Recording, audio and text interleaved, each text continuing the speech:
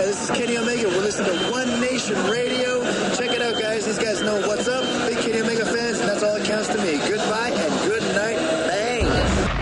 This is Mike Sempervive from WrestlingObserver.com. Check me out on Wrestling Observer Live every day. And also check out your boys, Rich and James, on One Nation Radio. Woo! You now rocking with One Nation Radio. Welcome to the program. James Boy, Richard Latta, and a couple friends with the show for your wrestling needs. Shopping out the wrestler, the IWC. We gon' tell her how it is. We gon' shoot from the hip.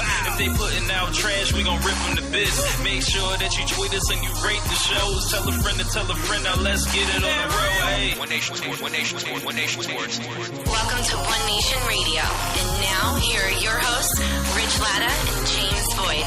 Thank you for listening. SocialSuplex.com. BWB, what's up? What's good? It's Wale, and this is One Nation Radio. You already know.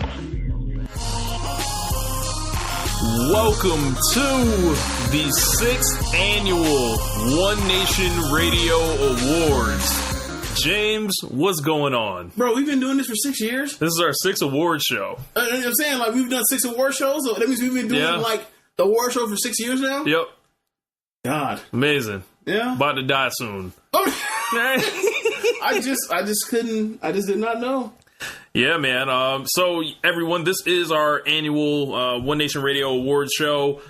This will be essentially the second half of the Fuck Outta Here draft, and then One Nation Radio Awards show. That will end the year for One Nation Radio. It is December 31st as we do this, and we actually need to go ahead and get started right away. So,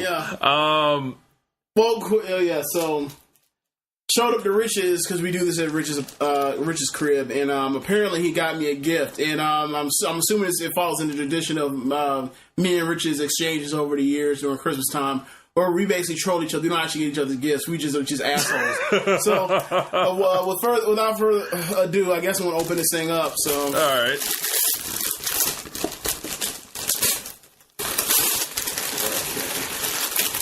It's clothing. I have an idea what this might be. I wonder. Let's see. Oh, he taped it. Yeah. Oh, man, this man making it extra. He's extra with it. Okay. Okay, he actually got me a real gift. He got me a Johnny Gargano t-shirt. Thank you, I appreciate that. Thank you. I thought you were going to come out here and get me like an Alexa Bliss shirt or or a Modern Day Maharaja shirt. Oh man. Or let's see, what else would I wouldn't even help them out, ironically. I thought maybe you might have like been funny because Black Panther comes out in like 100, that actually would have been a better idea. Like you're gonna come out and give me the dashiki or whatever. I ain't know. Look, this works. I'm fine. Yeah. You know wrestling? Yep. I'm down with it. Yep. Appreciate that. For sure. You got to make sure WrestleMania weekend, you walk around, you got to show up dressed the right way. Oh, you know, dressed like a mark. Like a mark. When I come through your city, I look like a target. Thanks, appreciate that. Thanks, I guess. All right, so let's get it popping. So our first award is the Ric Flair Wrestler of the Year. This takes into account the overall package of a professional wrestler who has been the most standout performer in the year. This goes wrestling, talking, the style, the swag, like everything you bring, to the business essentially. And we believe we have 5 nominees that represent that. So I'll go through it now. We have AJ Styles, Braun Strowman, Kevin Owens, Roman Reigns, and the Usos. So, James,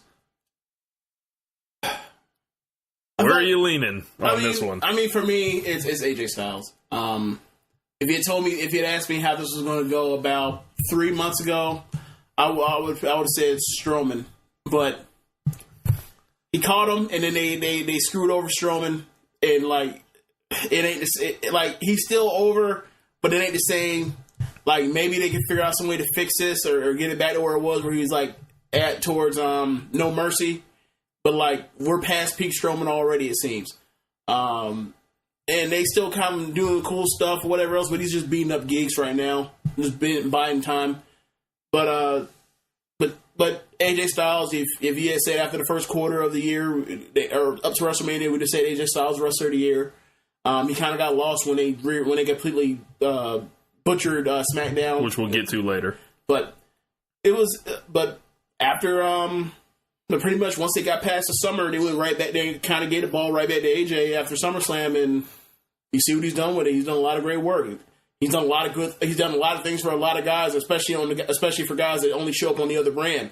So now I just want to say a couple things about some other guys before I reveal my selection. So why not Roman Reigns? So Reigns has had an awesome year in the ring. He's had an awesome year. He's been getting better on the microphone. The reason I would say he will not win is you cannot blow the WrestleMania main event that badly. And I know a lot of it wasn't his fault because, he had to wrestle the Undertaker, whatever. I wouldn't even, for me, I wouldn't even say that. But yeah, I just saw it as we're going to get into when we're looking through best matches of the year. And AJ Styles everywhere on this list. When we were doing the cut down list to cut down from whatever number to get to the 6 or 5 or 7. Yep. AJ Styles was plastered everywhere on it. The best, his top matches are better than Roman's top matches were this year. Right, and I feel like for all the opportunities that Roman is given, he hasn't, for all the win date he hasn't distanced himself, from the pack enough. Yeah, he's still not as over as his push. Yeah. The Usos, I believe they might be the first team we've ever nominated, for Wrestler of the Year. Do you think that we should retroactively go back and rejudge the Shield? Do you think we screwed the Shield in retrospect now? What do you mean? Because I don't think I don't think 2014 or 2013 that we were doing Wrestlers of the Year or whatever. I don't think we ever considered them because we were just that's a stable. On the side, we definitely didn't do it where we put Rollins. And well, they Reigns. wouldn't have won. Well, that's true, but we still never even nominated them. Yeah, that's true. That's true. But for me, it's AJ Styles as well. I wrote a column the end of November, and it was literally asking the question: has AJ Styles caught Braun Strowman? And at that point. That's and right. What Styles has done since then, on TV, and just being the stabilizing force for SmackDown and being the guy that's really the people's champion, the actual guy that's over, that's actually selling the merch. I was listening to JD from NY206. Roman Reigns right now is not a top 15 merch seller in WWE. Really? So why the fuck do we keep getting him shoved up our asses? Yes, as at this moment right now. Top 15? He's not top 15 at the moment. Where did he get this from? I think he was reading it off the website. He was reading some information, whatever. But was it merch in general, total merch, or was it just one particular shirt? I think it was the deal where how Rusev has the number one shirt right now. Yeah. He's the highest merch seller. Yeah. That list or whatever. Reigns doesn't have a single item on it. Well, when's the last time you seen him wear a shirt that was a Roman Reigns shirt? Yeah, that's true. And I think the Shield was somewhere in the top 10, but that's the Shield. Yeah, that's true. I guess. I kind of find that to be...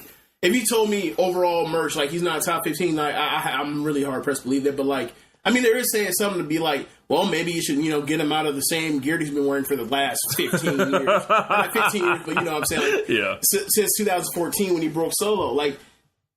Yeah. How many times you going to Believe that on a t-shirt? Right. In black.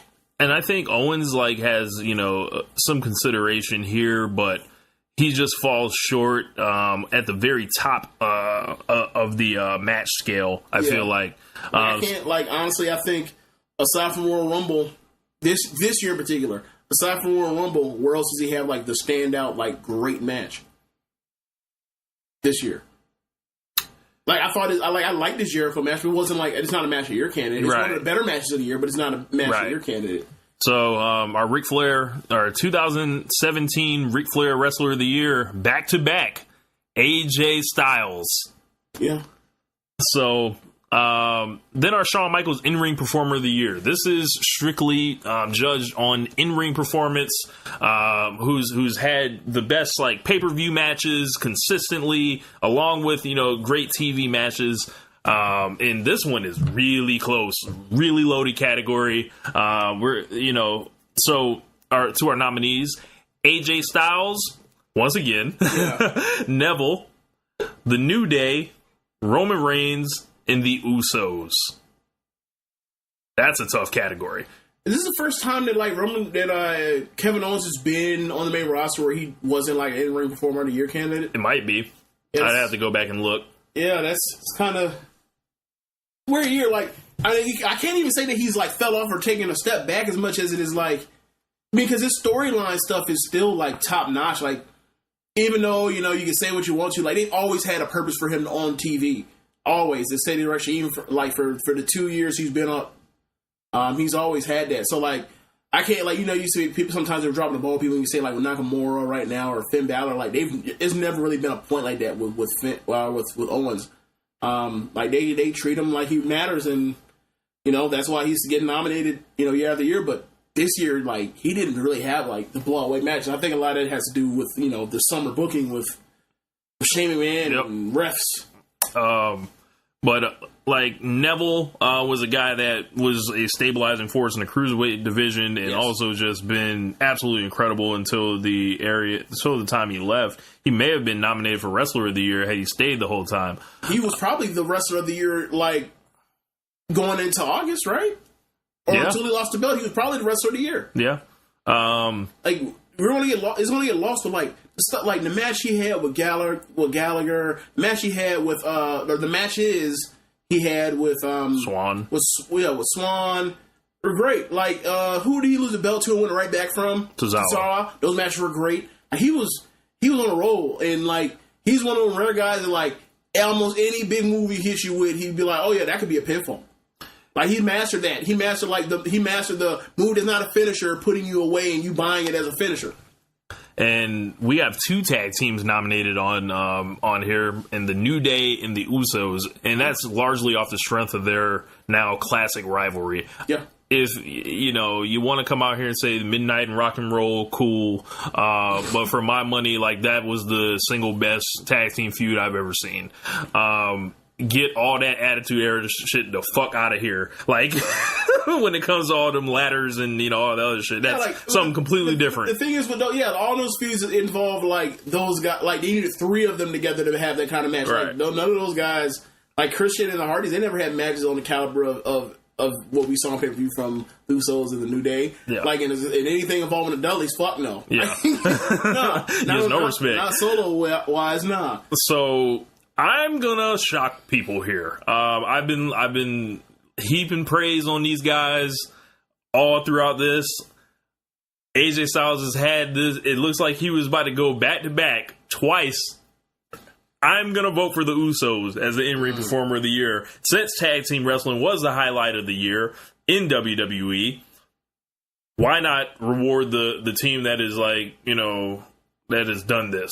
So my in-ring performer of the year, the Usos. I don't know if you feel any different, James. Well, the thing for me is I don't really see it as much as like rewarding or punishing, but I see it as like my opinion on what was the best, and I would have them second, but I wouldn't have them in front of AJ. Like just a sheer amount of stuff. Well, one for a fact that they kind of had AJ wrestling in more prominent matches than them, so he already had a leg up on them. Like if you say quality of what was reached a level of toward close to 4-star matches. Uso, like as far as the ratio, the Usos might have some on them, but like the sheer number of AJ throughout the beginning of this year, and then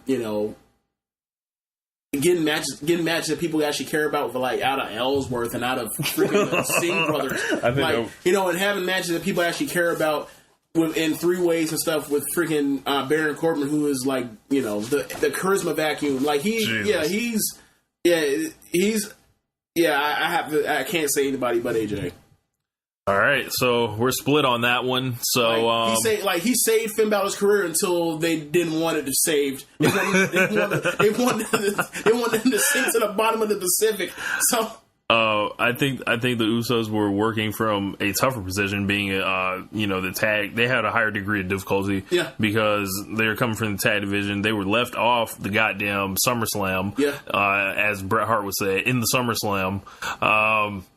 And they were left off WrestleMania. Yeah, they were left off WrestleMania, and the match they had a couple weeks before WrestleMania should have been the WrestleMania match with American Alpha, which was like awesome. So We just gonna have to be split on this one. Yeah, one wrestler of the year for the Usos and AJ Styles back to back. In a tie, I guess. So if you guys have followed the show, AJ Styles last year won the Wrestler of the Year and in-ring performer. Same thing happened. He's the first back to back to sweep them. Sweep deal. The deal with that is this was not the same as at 2016 where it was absolutely dominant. It was not. This is a little different. Yeah, go ahead. To follow the Bill Simmons analogy. A few years back, he was complaining about how one particular year for the MVP vote, and it felt like it was a gigantic, great year. So you felt like we need to start kind of giving demarcation to how we value certain years. So for example, 92 Michael Jordan when when he's at the peak of his powers or whatever, or 96 Jordan when they go 72-10 and he's leading the league in scoring, and that's one of those. Like you saying, that's the biggest trophy you can get. And then there are some years where kind of it's not really a great choice, but somebody has to win, kind of like Dirk in 2007, where he's okay, so I'm either going to vote for Dirk or Steve Nash or I don't know. Kobe or LeBron or Kobe, and they're both only winning 40-something games. So we're gonna go ahead and just give it to this other dude. Dirk won 167 games, but we still remember what happened in the finals. And then he won it, and then what happened? He goes out there and embarrasses himself. He embarrasses David Stern in the first round of the playoffs, but as a 1 seed, but still, this thing is you have to give the award out. You can't just be we gonna put this in the pocket, right? As what do you call it? As a mulligan. We gonna roll that shit over. Yeah, and the next one's worth 2. Yeah. So this one would be more like a 5 or 10 pound trophy, and compared to his last year's trophies would be like a 50 pounder. Yeah. So someone, I think the way WWE is right now, it's wide open for someone to challenge them next year. Yeah. But if they want them to. If they want them to, correct. If they want to come out here and have good matches, they can do that. We saw it last year. This year, not so much. Yeah. So Newcomer of the Year. We have 5 nominees. We have Asuka, Bobby Roode, Ruby Riott, Samoa Joe, and Shinsuke Nakamura. And this Newcomer of the Year deal was for the main roster, obviously. Yeah. So I'll throw it to you, James. I know who I'm still trying to figure out who I'm going to vote for here. Oh, really? For me, it's Braun. Let's see. Jeez. So go through the list again. So it's Asuka, Bobby Roode, Ruby Riott, who came on late, Samoa Joe, and Shinsuke Nakamura. I'm going to have to say Joe. He came in with a purpose, and, even though his first night, any injuries, one of the top guys in the brand, it still served a purpose, but oh, yeah, this dude comes in, and he slaughters people, and he did that, and, and he actually, took off with it, yeah, I hurt people, you see what I did, and he keeps reminding you, look what I did to this dude, I put him within an inch of, his career being over with, and then you continue with the stuff he did with Brock and the stuff he's doing right now with Roman, and anytime they give him the ball, he looks like he's the hottest thing in the company. So I maybe do that more, but they only want you to get over so much. Yeah, you can't be out here. You can't be out here affecting business. You can't be out here popping the territory. Yeah. So that, in my opinion, it's Joe. So I wouldn't, me. I'm trying to find any excuse I can to reward Shinsuke Nakamura, right? But they didn't let me. Look, they didn't let me. Look, before if you had told me before SummerSlam, I would have been yeah, he's probably going to the next few months. He'll win, and then he just didn't happen because they made him. They murdered him on pay-per-view. They made him just a guy. So yes, it is going to be Samoa Joe, and why it will be Samoa Joe, I'll leave you with this. That promo that you were telling me about yesterday with Paul Heyman, basically after Joe had already lost to Lesnar, and then Heyman being so terrified, even though this guy was lost to Brock already, be you'll never get a shot again. Yeah. That just puts over how much of an impact. I think that's a microcosm for what he's done this year. He's been exciting, he's felt real, and he's felt this was the guy. This is something that they're missing in WWE, because Joe and Lesnar, that program pretty much turned around the ratings and also the critical, portion of WWE this year after it was, floundering.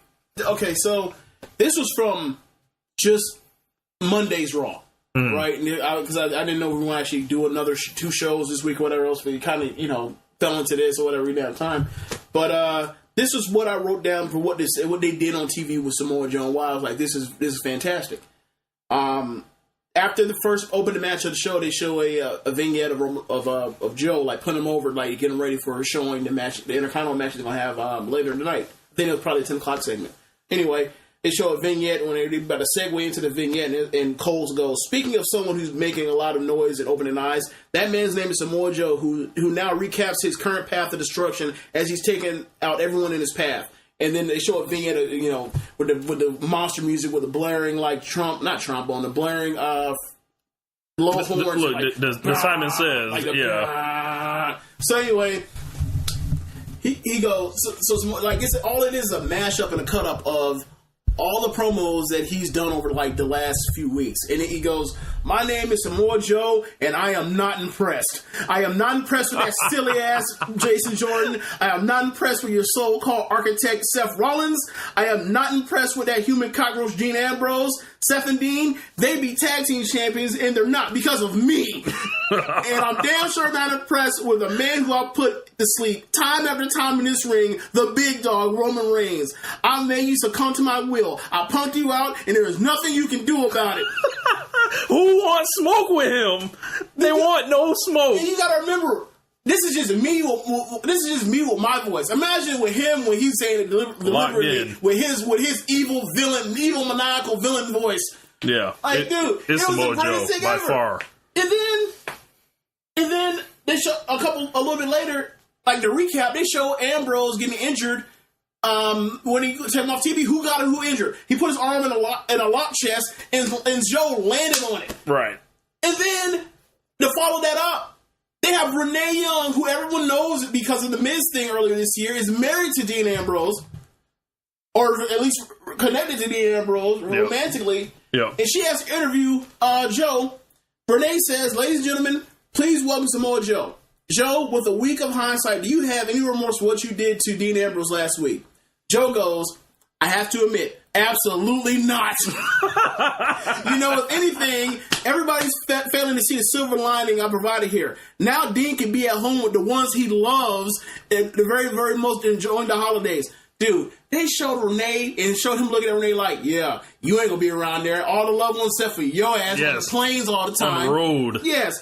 Then he goes, but that's neither here nor there. You see, my actions have supplied me tonight with an Intercontinental Championship opportunity, one that I will take advantage of. You see, I've been systematically taking out the Shield. I put Dean Ambrose on the shelf, and now Roman Reigns comes seeking vengeance. Well, that's fine, but that's not how it's going to work. You see, Roman Reigns thinks he's going to stroll out here, get what he's got coming to him, and go to sleep tonight with visions of sugar plum fairies dancing in his head. But that's not what's going to happen. Because tonight, after I own Roman Reigns, after I put him to sleep, he'll wake up into a nightmare. One where the first thing he sees is me with my hand raised in the air, your new Intercontinental Champion. Bruh, he's incredible. He's the best. Like, in a world of all this foolishness and shenanigans and all that WWE language, look, that man was able to save my Intercontinental Championship opportunity instead of my title shot. Yeah. And you don't even go over your mind and think, oh, God, that sounds terrible. He made it sound good. This dude should have been up in WWE years ago. This dude could have been one of the biggest draws in the company over the last 5 years if they had brought him up earlier. Like, I watch this stuff he's done this year, and I think to myself, all I think of, God, there were so many years they've wasted away with him just toiling away on TNA. Yep. Like, doing with all this garbage. Where the fuck was he? Dude, he's great. He's great.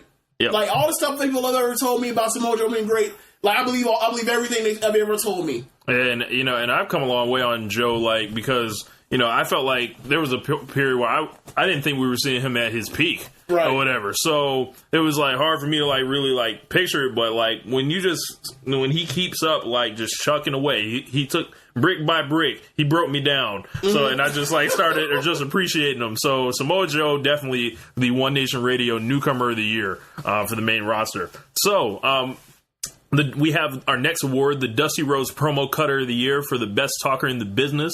So we've got John Cena, Kevin Owens, The Miz, The New Day, Paul Heyman, and the Usos. I feel weird leaving Samoa Joe out now. Is the thing I was remember he didn't come in until like February-ish, and then like they had him on ice during WrestleMania season. The most important times of the year, they put him on ice. They like SummerSlam after he basically pops the territory. Like the month before, they put him in a 4-way, and then they pin him. No, Roman took the pin. I'm sorry, they pin Roman, but Joe ain't do shit. Yeah, I think he was hurt or something. Nothing. Like and then they like went off and did nothing with him after that. Like it was really disappointing. Like so yeah, but yeah, like for me, I mean, I don't know how much.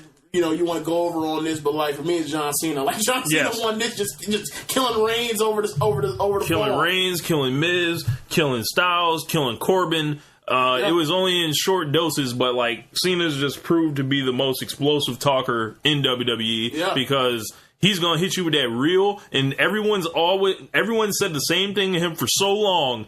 It all sounds like white noise, like to this man. Like you got to really come like with something else, like. It's cool to call him a part-timer, like, yeah, but you gotta, like, really do it. Like, there's no CM Punk around right now to basically outdo him. And The Miz tried his ass off because The Miz, like, was definitely excellent all year. Like, you can out-talk him, like, when you, like, promo, like, if it's, like, you're not face-to-face with him. Once it's face-to-face, nah. Because you know how they set it up. They let you go first. Yep. It's a treat like it's a debate where instead of an argument with two human beings that hate each other's guts, where they let one person sit there and filibust for their 2 minutes, and then your time over, and it seems almost like, oh, you done? Okay, let me tell you about this. Let me tell you about your stinking ass. Yeah. And then there you go. And then he just leaves you just basically just leaves your guts hanging out. Like, the best way I can describe what John Cena was doing to people in promos this year, it was like when Eminem got started on 8 Mile, it was like, now everybody from the 313, put your motherfucking hands up and follow me. And the part about this, some of the stuff just was like I consider some of the stuff he did was like a burial of some of the talent. Like, stuff he did to Miz is like, dude, like, really, you're going to Jimmy tap the dude and he can't hit you back? Like, really? Come on, man. And then... some of the Corbin thing was like, dude, like, come on, this dude's struggling. Like, the dude's struggling. Okay, you at least put him over to help him out. Like, you're supposed to eviscerate the people that are already over. Not the people that are out here scratching and clawing, regardless of how bad they are, still scratching and crawling. I do want to say the Usos did revolutionize the game. Yeah. Something even the New Day hadn't done with the tag team promos, the JD Kiss and Sheet Loose joints, and also they would finish each other's sentences, and I felt like it went over a lot of people's heads because no one's talking about it except us right now. I mean, when they started doing it, people loved it, and then no, they didn't get it. Remember, Meltzer and Alvarez, they were like, I don't know what's going on. Maybe not them, but but Semper Vivi loved it. Yes, I remember listening to Filthy Filthy loved it. Bro, they left American Alpha literally in shock. They dressed them boys down. They're like, we're coming for you. We're coming for your belts and everything else. And they walked about the crowd. That was one of the biggest missed opportunities at the end of last year was when they decided oh yeah, we're going to shoot this angle. We're going to turn the Usos heel and we're going to have Gable get chop blocked and say he has a sprained MCL. And then they were like, oh yeah, so you guys have a heated feud now, right? Nah, never have a match on pay-per-view. Yeah, that was weird, but but at least we got something that was even better with the New Day. And July 4th, SmackDown. I think I'll probably remember that 5, 6, 10 years from now. I'll be like, oh yeah, remember the rap battle? Yes, I remember rap battle. It was on July 4th of 2017. Yeah, it was great. It was one of the best segments of the year. Oh yeah, also John Cena came back for his first after being gone for 3 months. But never mind that. It was about this. Yes. They had Wale out there. Yeah, man, it was fantastic. And they went out there and they went off script. They had to go off script. Ain't no way they allowed that rated R like Xavier Woods. Yes. Yeah, man, it was great. With that being said, John Cena, our Dusty Rhodes promo cutter of the year. Yeah. Excellent work by everyone that was mentioned. And, we didn't talk too much about Heyman, but y'all know what it is. Yeah, you talked about a second ago, that Heyman, the Heyman stuff he did with Goldberg, Heyman stuff he did with Joe, where, It's the first time he ever put over like that. He as an advocate for Brock Lesnar was literally scared of somebody, and also like him doing the whole like you're an off-brand Samoan. He's like you're not even part of that bloodline. Right? They don't even talk about you. Like get out of here. Like it was great. Like yeah, man. Like I like Heyman was really good this year. It's just like, but Heyman is one of those guys who like we're taking granted of his prior success. So no Enzo Amore, huh? I mean, what did he ever get over? Himself? Oh, great. I don't know. He's a champion on 205 Live. No one watches. On a dying brand. Great. Because he's the champion. Awesome. Cool. Alrighty. Great. So, you ain't gonna get no love for Enzo from me. The thing about a promo, and I remember Alvarez saying this about Miz. Miz like he feels like Miz is more of a great talker than a great promo.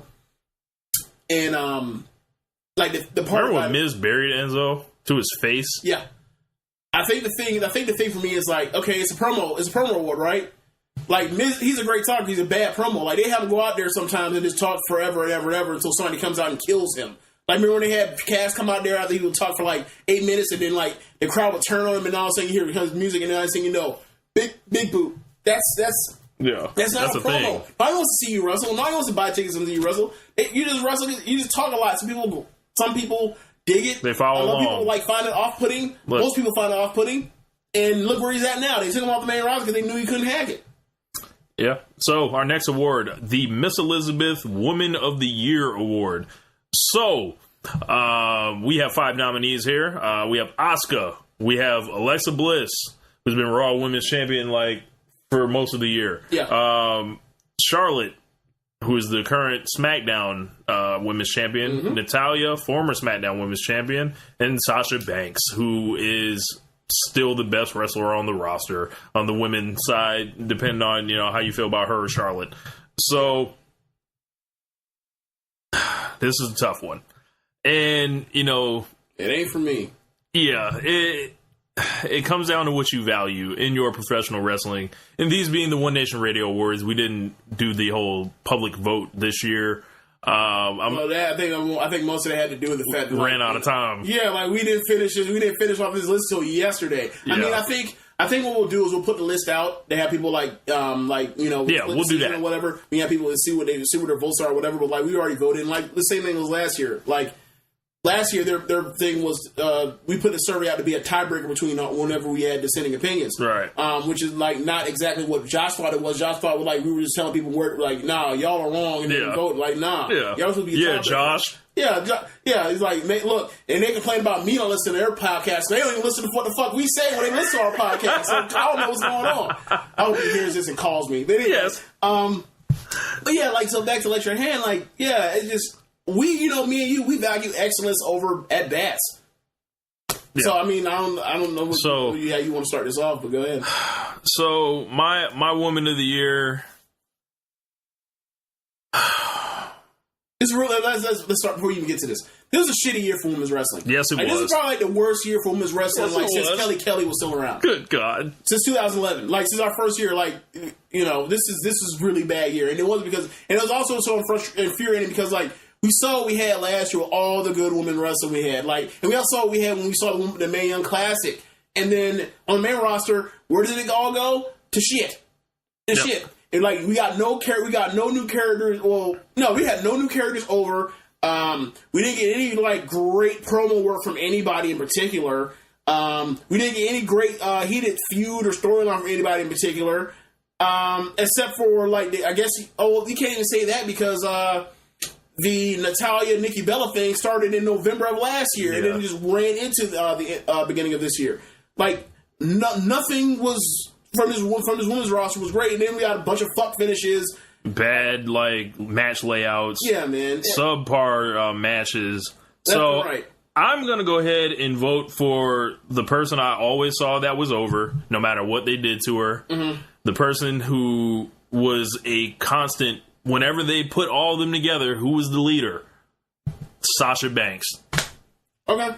Sasha Banks is my Miss Elizabeth Woman of the Year. And to me, Even when they buried her. When they try to bury her, she still rises like a phoenix. Yeah, we're gonna bury you until we also need you to go out there and make like Nia Jax like a star. Okay, great. Like, what can I actually get like a title offense and not actually like defend it instead of losing every time I win it? Nah. Okay, I'll still go out there and still be the best. Yeah. Okay. Like, people may be listening to this wondering why we're not voting for Alexa Bliss. Now, oh my God. I mean, this has been my deal. Okay. So for those that are there, man, listening, like, wait until we get to a later section. We'll explain in full detail why we didn't put this person, why we didn't mention her. Okay, like, I'm not even going to do it now because we're up against it on the clock. Yeah. Like, this is, but yeah, like for me, my answer was Charlotte.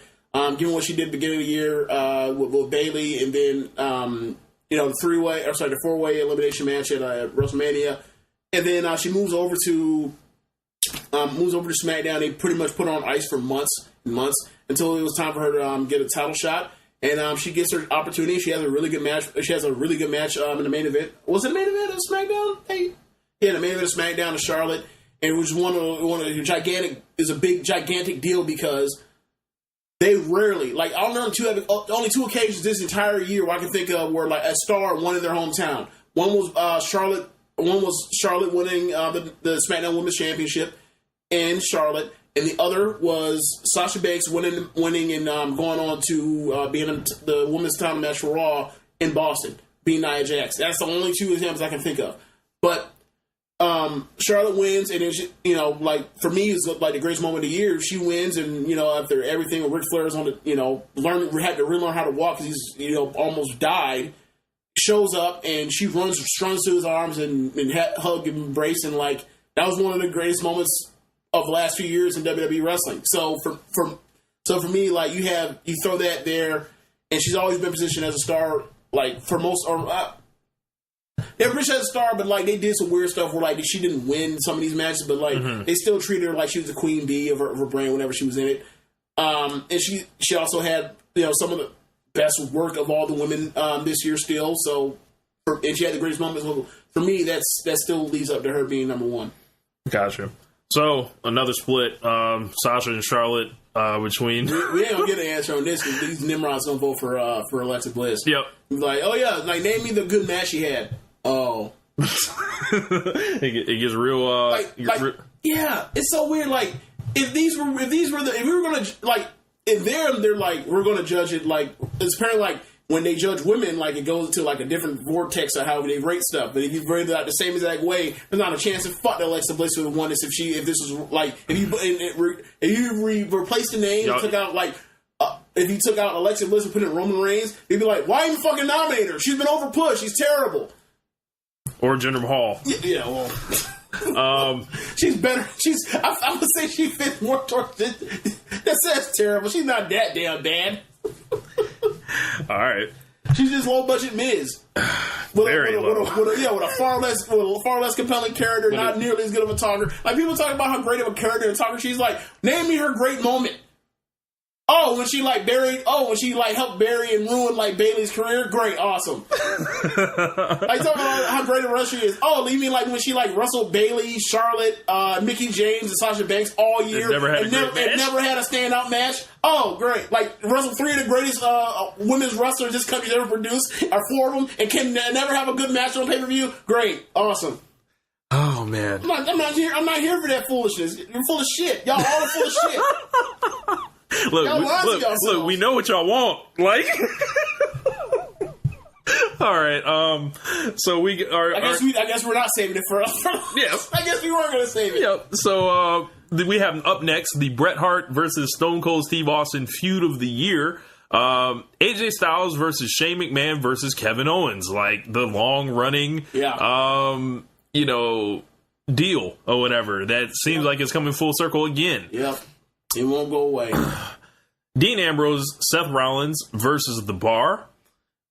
Chris Jericho versus Kevin Owens. Raw versus SmackDown Live. Roman Reigns versus Braun Strowman. And the Usos versus The New Day. Yeah. To me, there's only 2 choices on this that stand out for me. I think there are two that are a cut above the rest. Yeah. Yeah. And I feel like I'm going to give the nod to Roman Reigns and Braun Strowman. Okay. And even though I've, sung the praises of New Day and Usos, like in the ratings, like in the quality of the matches, these guys were in the main events, for 2 different pay-per-views, and it seemed like Braun Strowman got to a level that neither the New Day or the Usos did, like as a, character, personality, star, whatever. And Reigns finally found a guy that he could point out and say, that's my success. And as well, it be a situation where we want to actually watch that. Like, it isn't, and I said this on Chad's show, like, Braun Strowman wasn't here to lay down for Roman Reigns like Brock Lesnar is. And to me, that's just been the defining, feud of the year. Okay. I would say 2 of the top segments of the year, or would be when we talk about feud of the year. 3 of them that come to mind, the Festival of Friendship that jump started the Owens and Jericho feud, the ambulance flipping by Braun Strowman, and the Bret battle. So they all have high marks as far as off stuff for a segment outside of just having a regular old match. But for me, a lot of the Strowman stuff, to a lot of people, let's say if you were going to show this stuff to someone that doesn't watch wrestling, they'd be like, dude, this is hokey as shit. He's flipping over an ambulance.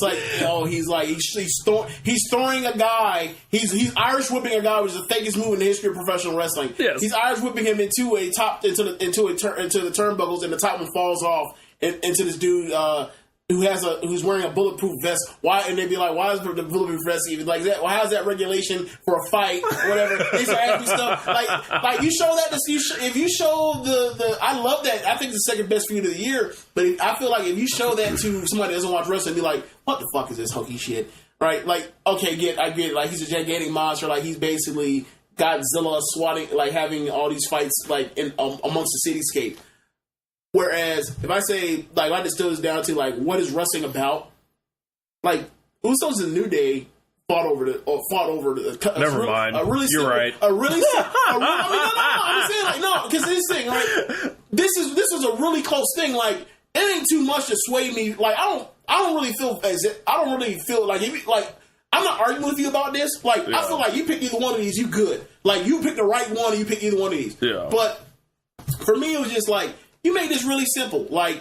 You break this down of when we were talking about this when they did the AJ Styles in the Finn Balor match, and you had William Regal hop on Twitter and say, people always talk about story. Well, the story is I'm a competitor. I get paid a larger purse for wrestling. I'm trying to feed my family.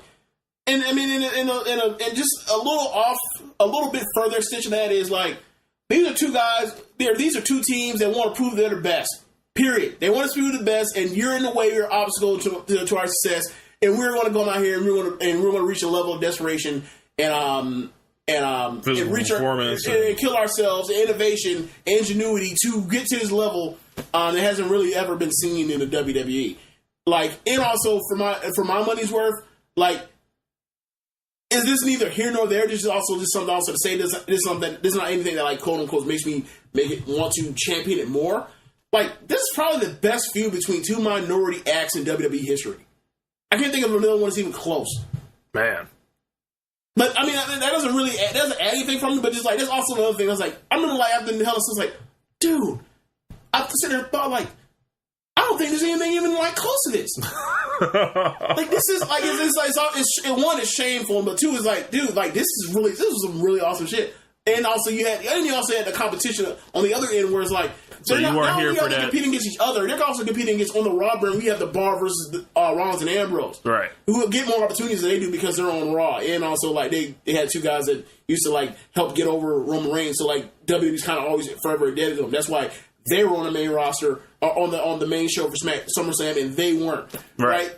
So for me, it's it's them. The rap battle is incredible. Yeah, you swayed me. No, you swayed me because if there's anyone that can tell you about the rap battle, it's me. Like,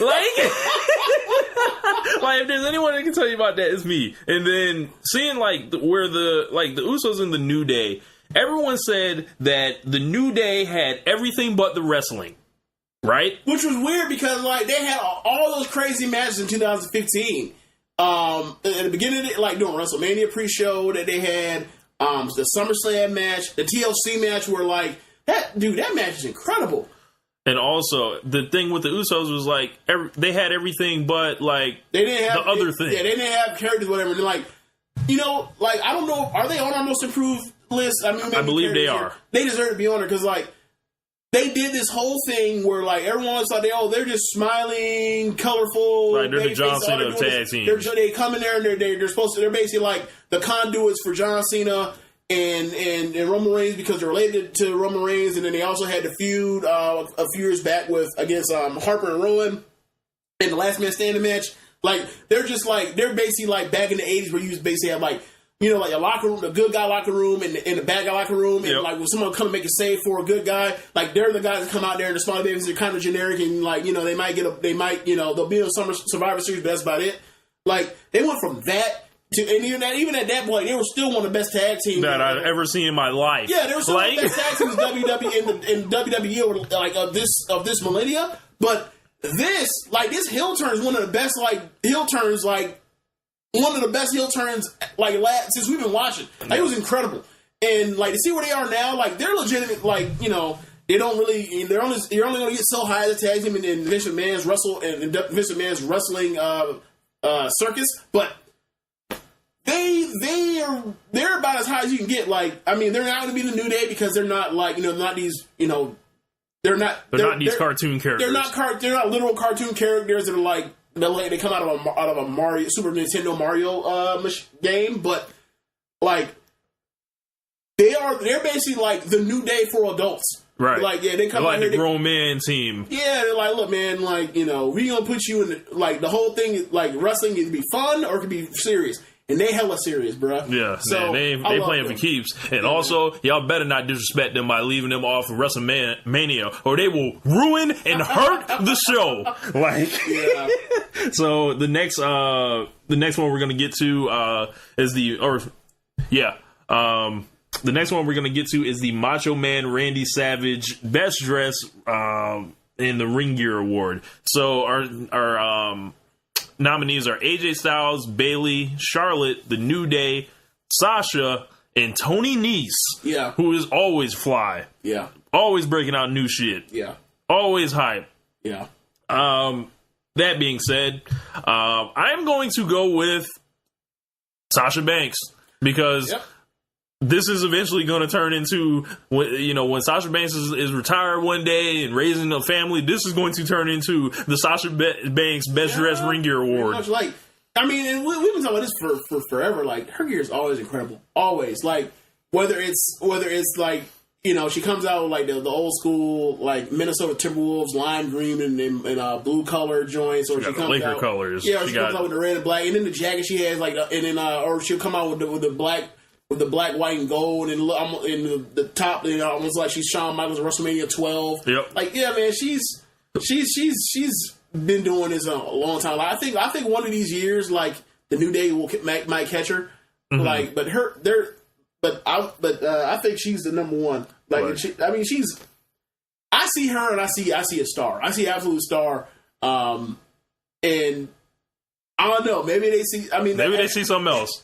It was weird because it seemed like that's what they saw too, but then like apparently something changed. I don't know, man. But definitely shout out Tony Nese. We did notice Nese, even he was tucked away on 205 Live. Yeah. That man was always busting out new dope shit. Yeah, and AJ, he brings it like at certain moments, like when he comes on like that all red like shit. The red deal, that's hard. And when he comes on anything other than black, like it is always like really great and typically. Finn Balor, like if Finn Balor gets more chances or whatever, like the great joint he came out with, that was great. Hard. Even the one all red deals he came out with for Survivor Series was great too. No. So yeah, there's a lot of great I feel this is part of it. Like we did our first year doing this, but like this all fits in line with like why we named Ric Flair like the wrestler of the year, like all it embraces like the pageantry of of like, you know, of the costumage or whatever you want to call it. Like Ric Flair would have won like all these awards like at once. Like so like this fits line, and I feel like, you know, I originally wrote down by Rick Rude for this thing you mentioned Macho Man. I was like, I'm an idiot. I feel so stupid. Like Macho Man was the king of having great, like those robes with like with the, you know, like that's the reason why I love Bayley so much. Like she is Macho Woman. Until I guess now she ain't Macho Woman. Yeah, not no more. Like a drum. But yeah, Sasha Banks gets our award for the best dressed, I believe, 2 years in a row. So, it would have been 2 years in a row. Yeah. So next, our most improved wrestler. So the wrestler whose performance improved the most from 2016. Yes. You may be shocked. And there is something so weird, James, that is on the list, like between this award and another award. So most improved, Jinder Mahal. Oh, there's overlap between most improved and most disappointing. Most disappointing, yeah. So Jinder Mahal, Neville, Jason Jordan, the Usos, and Braun Strowman. Yeah. So, I mean, it's really easy. It's really easy. It's like, Braun Strowman. If you go back like 10 months ago, if you go back, not even 10 months. If you go back to before the Big Show matches, if you go back, a lot of question marks. You go to like our podcast or anybody's podcast, you've been like, dude, this is not going to work out for this Braun Strowman fella. And then next thing you know, he was at heat in these streets. Yeah, like he improved at a rate. I don't think anybody. I mean, last year we had this award. I think Miz would have won it, but yeah, like he leaps the shoulders. He's so much. I never would have thought that he would have these level of top matches. Like his best match would be like at this level, his caliber. Never would have thought that. I never would have thought he would have had like a Feud of the Year candidate. I never would have thought that he would have had like if we had our in-ring feud of the year. I never would have thought he would have had a match, a feud that would land on there for the in-ring ability. Never. Like this dude went from like he like another stiff to like he's probably like worst case scenario the next Kane. Worst case scenario. Kane. What up, Josh?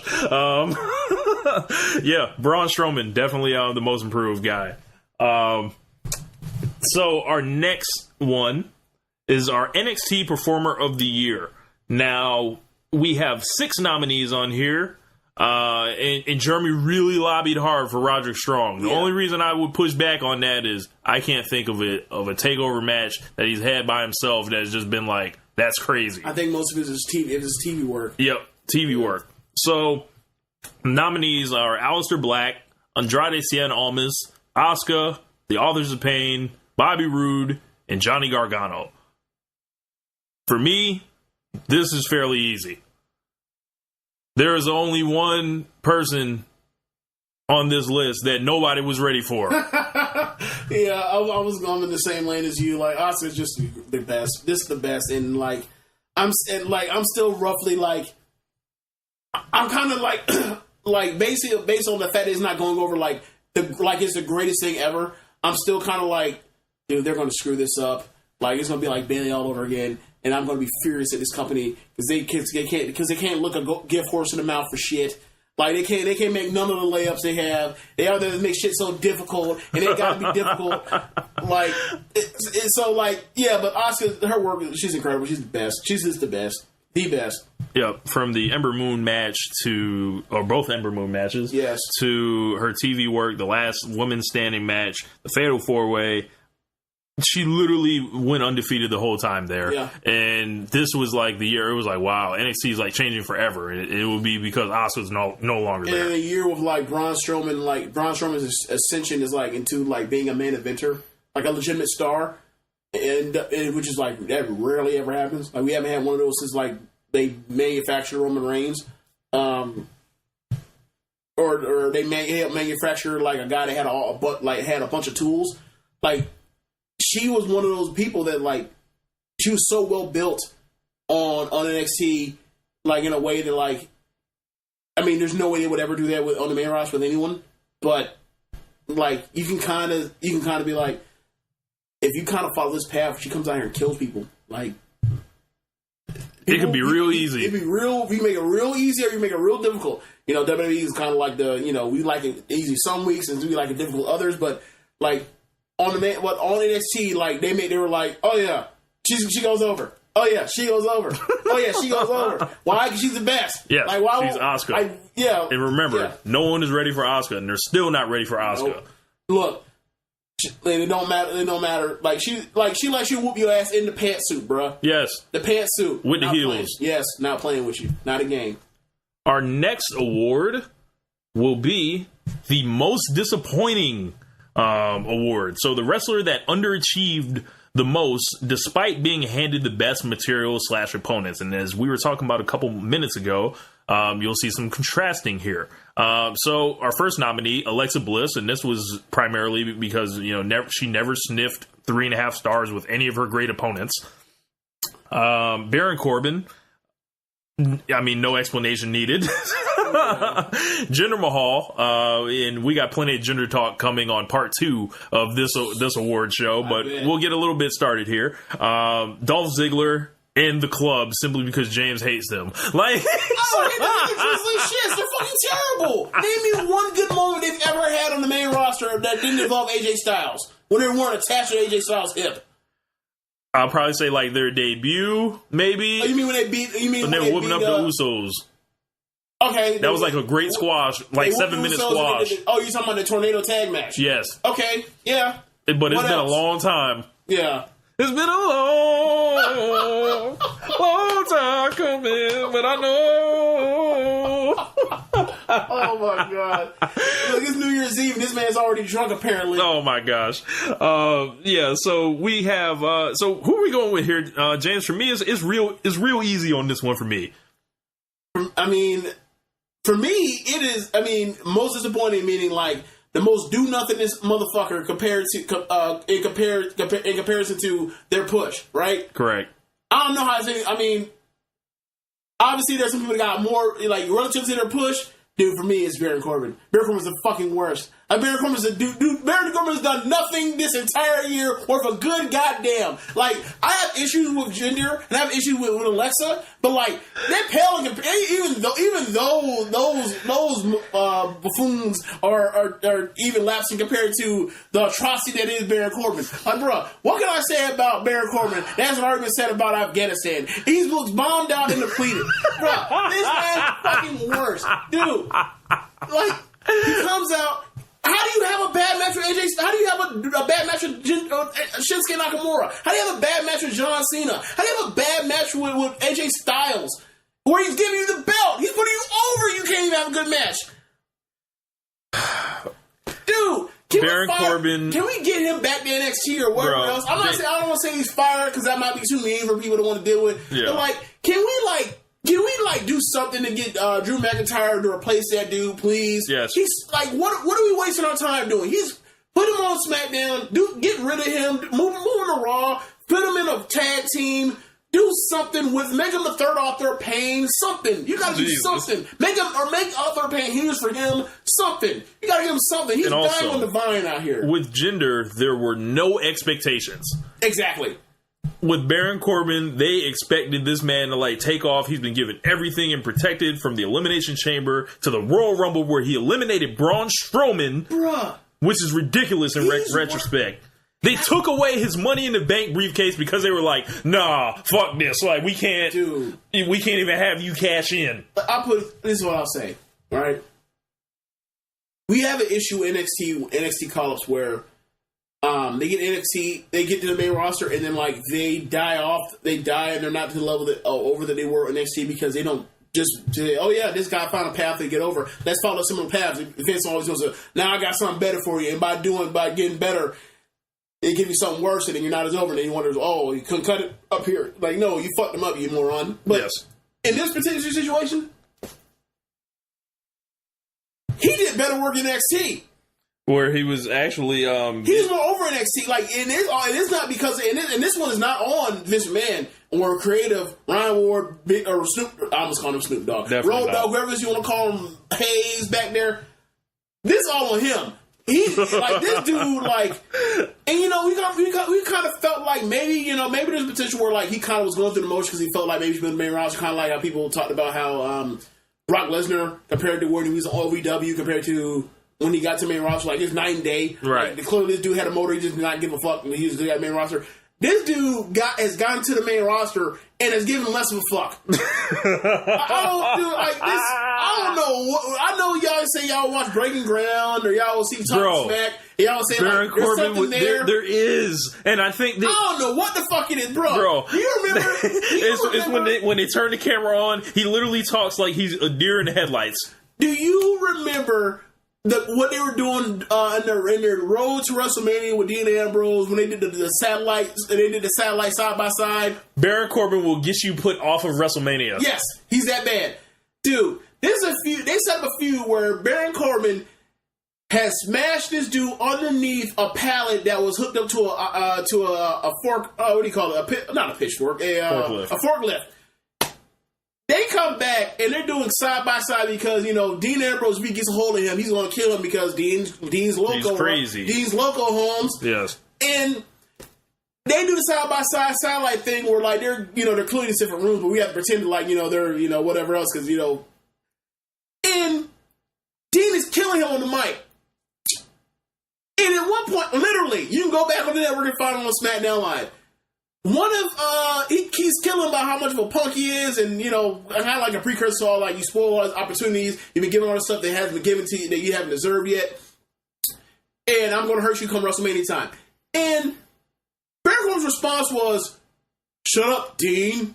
I don't know if I can say it as monotone and as like "Shut up, Dean," and as like Beavis and Buttheady as Butthead from Beavis and Butthead was, but he literally like, "Shut up, Dean," and I was like, "Dude, it's like, man, get Baron Corbin the fuck out of here, bro!" It all comes full circle when Cena showed him like, "You're a fucking dumpster fire." Like he did everything. He said you're skinny, fat. He did everything but talk about that man being bald. And I was like, "Yep, yeah, he's just terrible." I'm sorry. Go ahead. Yeah, go ahead. And also, for me, it's I ain't changed my mind on this. It's Baron Corbin. I'm with you because like as much as gender, like trust me, he's going to get it on this show. So, but Baron Corbin, we're not going to let you slide for all this. Like they put the U.S. title on him after killed it. Yes, 2 months. All it took was 2 months. Yeah, and they made him wrestle Sin Cara, whatever, a bunch of times. But clearly, they don't trust you to do anything else. What would you rather do? Like, what's like the worst thing you would do in your life?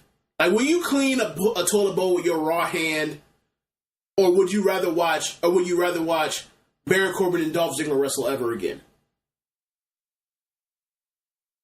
I shouldn't even have to think about it. Thank you. Like, I know you're about to be like, how dirty is this toilet? Yes. Yes. Be like, nah, bro. I cleaned it like 2 days ago. You'd be like, nah, bro. You'd be like, well, soap do clean shit. I can't. Soap is good. Like, after I do this, I can't wash my hands right. I could, man. It's that bad. Yeah. Like, so I never want to see them again. Most disappointing for the One Nation Radio Awards, Baron Corbin. I award you 0 points. May God have mercy on your soul. And our last award for part 1 of this, and we're going to be coming back with part 2, which we will be dropping after this. We have a new award.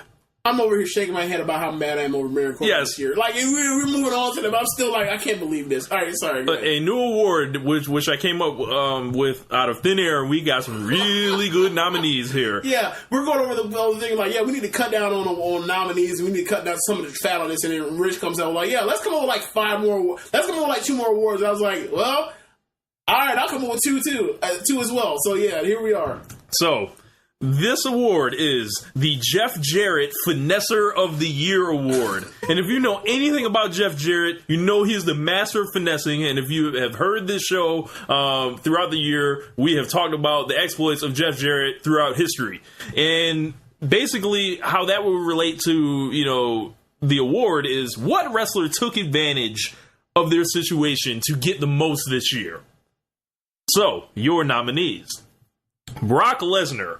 Brock Lesnar got out of the Shane McMahon match, won the world title from Goldberg, held the belt all year, and only wrestled a handful of times and made $12 million in the process. Yeah, I think he wrestled 6 times a year, so he made like $2 million per match. Unbelievable. Yeah, like All out of getting out of like a Shane McMahon match. Who's doing that in UFC besides like Conor McGregor and Bones Jones right now? Like, is Conor making $2 million a fight? No, definitely not. I mean OGSP, but like that's pretty much it.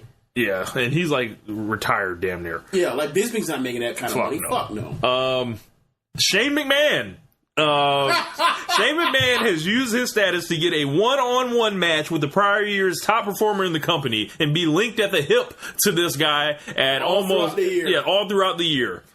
Can't get away from this man. The Undertaker. The Undertaker backdoored his way into a WrestleMania main event with a possible fake retirement. Yeah. Because he might come back, apparently. Like, think about it like this, right? With Roman Reigns and Undertaker. Like, can you remember any of the promos from their feud? Fuck no. The only the only promo I can remember is Shawn Michaels showing up. Yeah, like that one, and then all of a sudden, like, he's like, "You ain't focused," and then like Roman says, "I'm gonna retire the Undertaker." That was it. Nothing. Like nobody, Nothing. There was no festival of friendship. Like there was no AJ Styles basically saying like, "I don't put my, like I've been made like a monkey to jump through hoops." Because I'm not related to Daniel Bryan or Nikki Bella. I'm not related to that family, so I don't get opportunity after opportunity. So I'm gonna make my opportunity. I'm gonna whoop Shane McMahon's monkey ass when he pulls up in the parking lot. Yes. Like there is nothing like that here. There is no Randy. There is no hitting your fucking poles after burning down somebody's sister's grave site. There wasn't nothing like that. It was, hey, I eliminate you out of Royal Rumble. Out of a fucking Royal Rumble. And then like and then we fight. Great. What character? What storytelling? Yeah. And the match stunk. So, the Singh brothers. Now, this is an example of good finessing right here. We had to show both sides because these guys literally were nobody. They were out here with me and you, damn near. Yeah, remember the Bollywood boys? Yes, they were the Bollywood boys dancing to the ring out here, jigging on you boys. Dressed like the Indian Young Bucks. Yes, and these guys got with Jinder Mahal.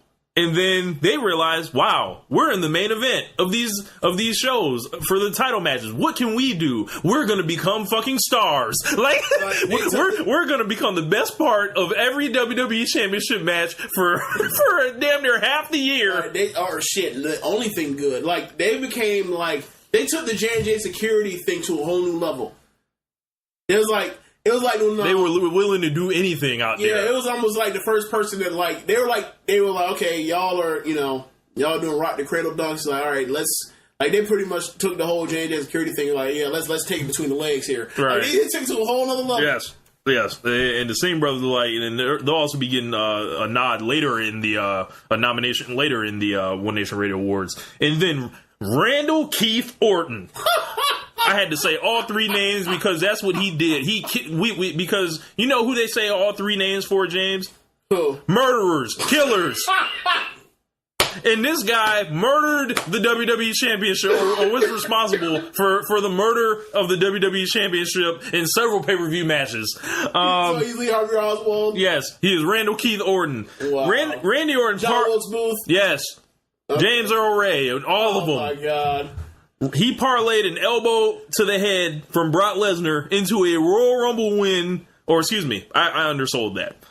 He parlayed an elbow to the head that split him wide the fuck open in the main event of SummerSlam from a 265-pound shoot fighter to winning the Royal Rumble match and winning the WWE Championship at WrestleMania. Yeah. If that ain't finessing, I don't know what it is. So, those are our nominees for the Finessing Award. Man, what are you thinking, James? I'm thinking that we should have had this category in our life years ago. Yes. We might have to retroactively do that as a segment for. Damn. Bro, it's got to be Brock Lesnar. It has to be Brock Lesnar. Now, I'll say why it has to be Brock Lesnar. It would have been. It was going to look like it was a slam dunk for Brock Lesnar before the Styles match in Survivor Series. Bro, he was out here looking bad. He was out here looking bad. He's lucky. Like the book end of his years looks so good. Like where it's like, okay, WrestleMania, one of the best 5-minute matches you'll find. 5 minutes of fury, as you like to call it, and then the Styles match. But between that, I guess I'm about to say it again. The meat was trash, but the buzz was excellent. I don't know where this came from, man. But apparently, this is my thing now. Yes. So yeah, like it was bad. Is there anyone else? It was bad. Randy Orton. I mean, you could say Randy Orton finessed these things, but Randy Orton is a legend in the business. So maybe that was a reason, you know. I mean, but like Lesnar, Undertaker are legends too. Correct. Put their ass on the list too. You're right. And then You're right. Shane McMahon? The audacity for him to think he could wrestle with AJ Styles at WrestleMania. He's a billion out here potatoing people with shooting. Yeah, like, it's Shane. Like, I would say Shane, it could be on to anybody. Like, this list is great. Like, anybody, all deserving winners. Yes, all deserving winners. That's right. I think that's what we said. It was Shane. No, we said it was all of them. Oh, that's right. We did as a joke. Everyone won this category. Yeah, I'm going to say Shane, though. Yeah. I'm going to say Shane. So I'll say Lesnar. Jane says Shane, but really they're all winners. Yeah, they're all because winners. you know, finessing. Shane be out here cutting these promos and he's out here punch drunk for getting his lines and shit. Got to pause forever. Ain't no downside to finessing. Yeah. So like, they need to pull while he were on the throw his underneath a CT scan and see what they find. Jesus. But yeah, man, that's gonna wrap up part one of our. Okay. If you told me Shane was still concussed from when Roman Reigns speared him at Survivor Series last year, I believe you. Still concussed. What about when they threw him through that glass window of that car? Oh yeah. Or how about this? How about when he's out here doing the jumping off the Hell in a Cell 2 times in the span of 2 years? Yes. Over 20-foot falls. This man's about 50 years old. Why would you do this? Unbelievable. No, look, nobody has ever gotten more out of 2 jumps. That man's a thrill seeker out there. Yes. So yeah, that's going to wrap up part 1 of our One Nation Radio Awards. We will be back, and I will tell you guys the awards that we have coming soon. The nominees you'll have to tune in for. So, he's in the list. Don't even give him nominees. He's giving the list. Oh yeah, the list of the awards. So no nominees. So we will have the Vince Russo, the newly named Vince Russo Who Booked This Shit award. We will have the Gimmick of the Year, which is the best vehicle towards getting over. We have the WWE Pay-Per-View / Network Special Match of the Year. We have the WWE Pay-Per-View of the Year. We have a absolutely loaded category in the TV Match of the Year from the main roster. We have the non-main roster Match of the Year. We have the Die Rocky Die Failure of the Year, which is the worst long-term direction of the year. We have the Single Top Moment of the Year award, the Success of the Year, and the best award of them all, the IWC award, which is becoming a hallmark of the One Nation Radio Awards. So if you are disappointed that you didn't hear us talk much about Jinder Mahal today, wait. Oh yeah, just wait. Just wait. If you wanted us to talk about some of the great matches, that went on there in a year, just wait. If you want to talk about like the best moments on TV, like in further detail, just wait. We'll get to it. Yep. So, hope you guys enjoyed that. Make sure you guys check out the rest of the Social Suplex Podcast Network. I will be doing an appearance on Keeping It Strong Style, which will be released on Tuesday, previewing Wrestle Kingdom 12. Fun show. Make sure you guys check out the Ricky and Clive Wrestling Show. Those guys have been putting in work, dropping, just show after show. I'm like, I refresh my phone. Whoa, we got some new heat from the Scott. So, and shouts out to the SMC podcast. We'll be back after the holidays. And yeah, that's pretty much it. Make sure you guys rate everything high. We're everywhere essentially now. Thanks to Jeremy, making sure we're out here, laying our mark down in these streets. But I'm gonna wrap this shit up now because I'm just kind of rambling. But yeah, that was the first part of the One Nation Radio Awards. We will be back with part 2. We've never done it into 2 parts before, so part 2 is going to be really good. Trust me. Later. Peace.